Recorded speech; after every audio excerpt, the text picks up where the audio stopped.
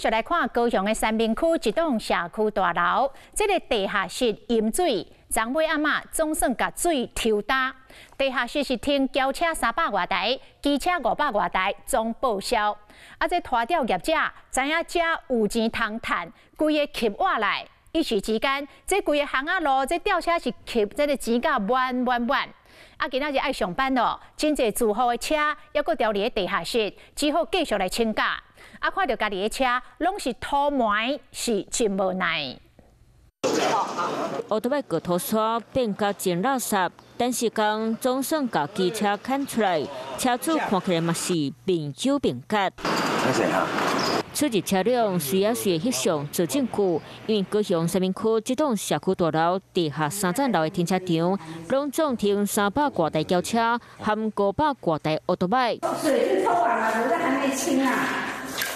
是在淹水的时候下来要移车，移到车道的时候就没办法了，水太大。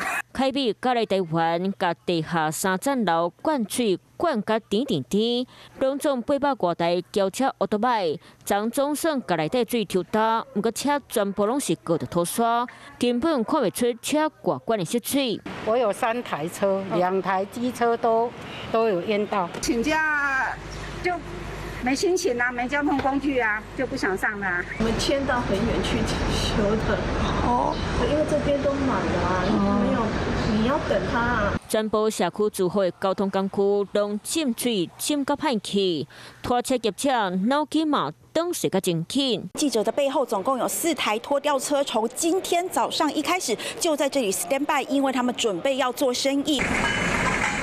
这些拖车。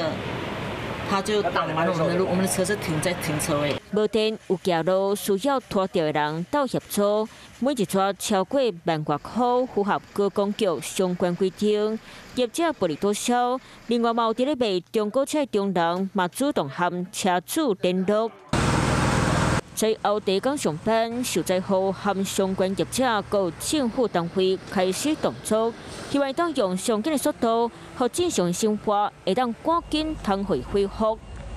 Hello， 我是林仙怡，想要抢先掌握最及时的新闻资讯吗？赶快订阅、按赞、开启小铃铛，锁定华视新闻 YouTube 频道。